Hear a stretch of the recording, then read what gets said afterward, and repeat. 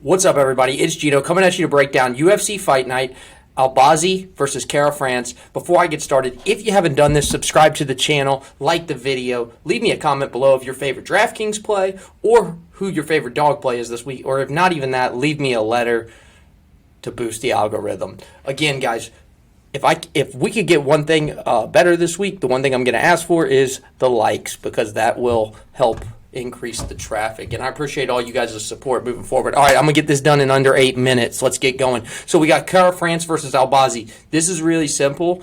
This is a really tough match to call, right? You got Kara France, who he's fought a lot of good guys, but he's also lost. Moreno, he was giving him work, took the liver shot, went down.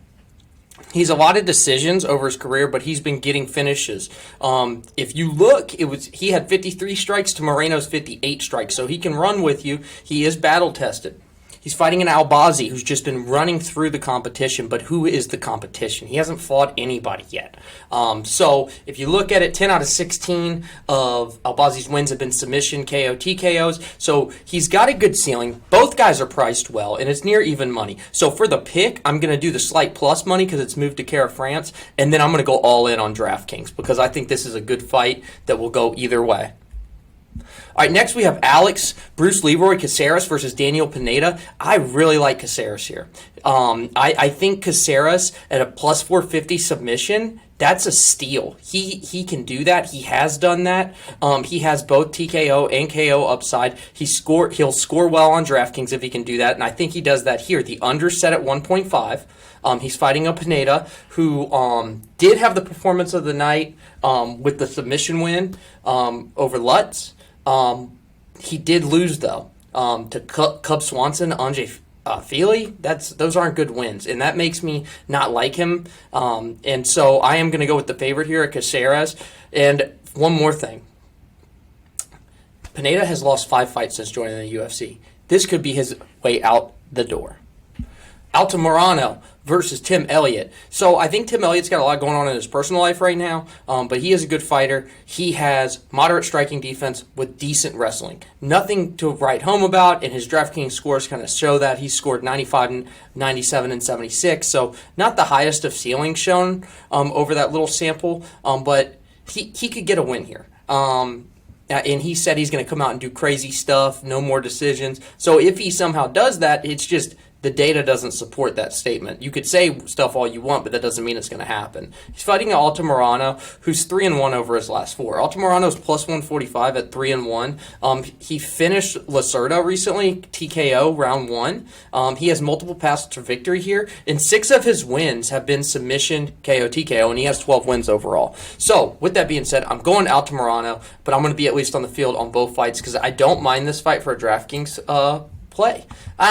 Maybe I may go below on Elliott, but just because the $9,000 mark and his ceiling's not the greatest. Now we have Korean Silva versus Caitlin Souza. I'm going to just go Silva here. I'm picking her, and she's going to possibly be a core play for leverage. She has a lot of submissions. The under 2.5 is minus 110. She's a minus 225 favorite. She's fighting a Souza who's not that great, but she's 6,900 plus 175. It's female MMA, so anything can happen. I'm going to be invested in her as well, but probably a sprinkle, not even at the field. The pick is Silva, and I like her to get a submission here. Next, we have Malarkey versus Nemov. Hold on, let me get rid of that. Okay. I hate that bar. All right, so next we have Jamie Malarkey versus Nemov. So I'm going to fade him, the $6,500 guy who's plus 350. And then I'm going to go with Malarkey. I'm going to treat him as a core play. He's 6,700. There was another fight he was supposed to be fighting. It got messed up the pricing. He scored 81, 68, 109, and 127 in his last 4 wins on DraftKings. He has wrestling upside with control time and knockdown potential. The over 2.5 is plus 125, which tells us the books like the odds of it ending early before the bell, before that final bell. So we're going to go Malarkey, and we're going to go Malarkey or pass.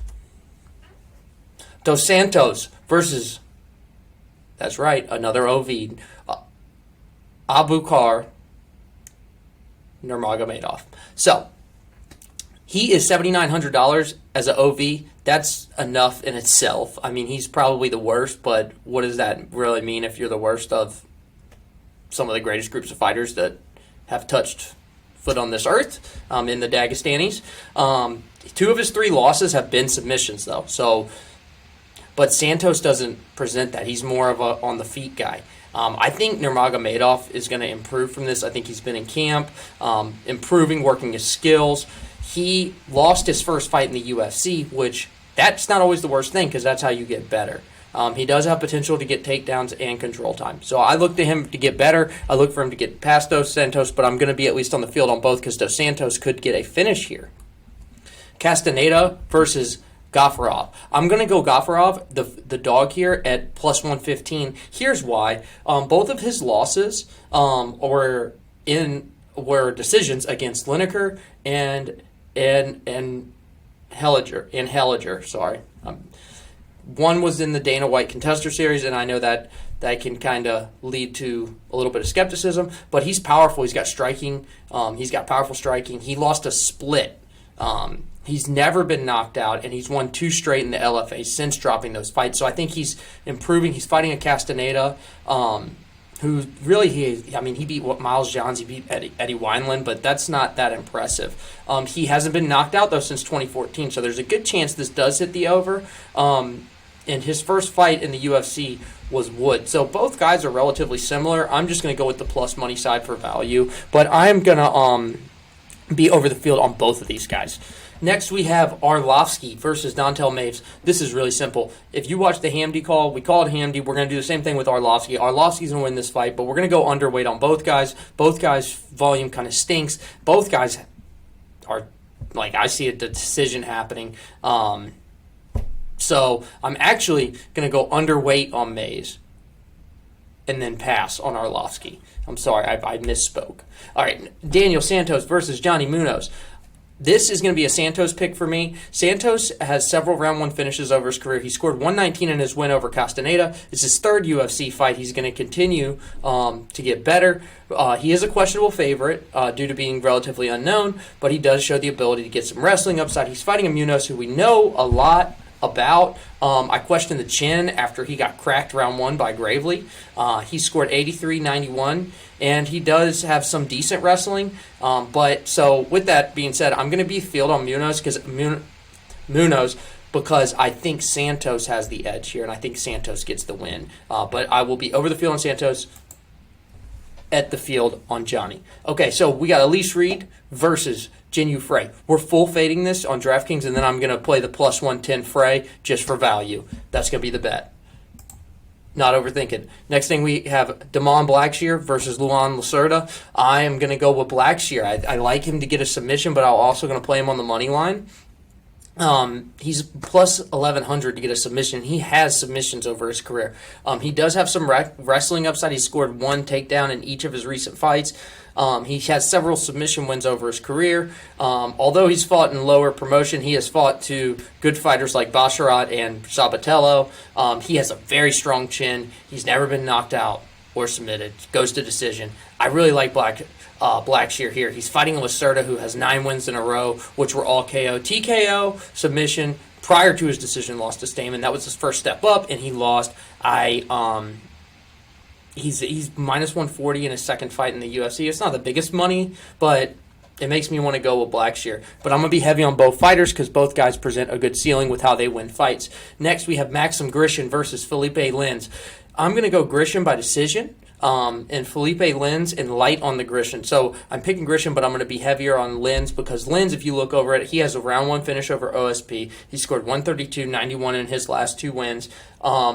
The question is, will he charge Grishin like he did OSP and just get the finish quick? If he does, that could happen, but I don't see that happening here. Grishin's pretty tough, pretty durable. Honestly, I see this fight not scoring well, and I'm going to go with Grishin for the win at minus 145.